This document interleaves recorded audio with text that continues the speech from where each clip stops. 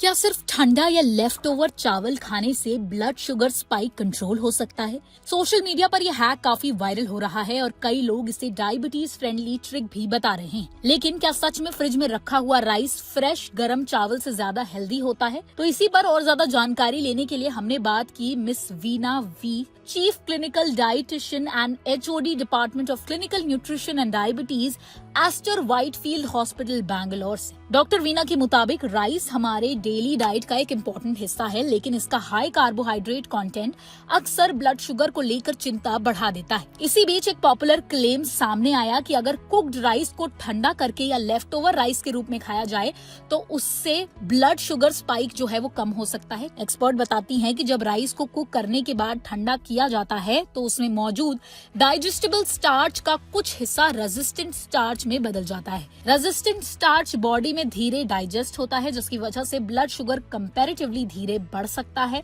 इसलिए left over cold rice या फिर फ्रिज में रखकर दोबारा गर्म किया हुआ राइस फ्रेश गर्म राइस के मुकाबले ब्लड शुगर मैनेजमेंट में थोड़ा फायदेमंद जरूर हो सकता है। लेकिन एक्सपर्ट ये भी साफ करती हैं कि इस बेनिफिट को ओवर एस्टिमेट नहीं करना चाहिए। सिर्फ राइस को ठंडा कर देने से वो लो कार्ब फूड नहीं बन जाता। ब्लड शुगर पर असर जो है वो सिर्फ राइस से नहीं बल्कि उसकी क्वांटिटी, आपका मेटाबॉलिज्म और आप उसको किसके साथ ले रहे हैं, इन सब बातों पर डिपेंड करता है। अगर राइस के साथ दाल, प्रोटीन, वेजिटेबल्स और हेल्दी फैट्स लिए जाएं तो ब्लड शुगर को और बेहतर तरीके से मैनेज किया जा सकता है। एक रिसर्च के मुताबिक कुक्ड व्हाइट राइस को 24 घंटे तक रेफ्रिजरेटर में रखकर दोबारा गर्म करने से रेजिस्टेंट स्टार्च की मात्रा बढ़ जाती है। इसी वजह से फ्रेशली कुक्ड राइस के कंपैरिजन में ब्लड शुगर रिस्पॉन्स थोड़ा कम देखा गया है। हालांकि एक्सपर्ट्स का कहना है कि ये कोई भी मैजिक ट्रिक नहीं है और पोर्शन कंट्रोल भी उतना ही जरूरी है। साथ ही लेफ्ट ओवर राइस खाते वक्त फूड सेफ्टी का ध्यान रखना भी बेहद जरूरी है।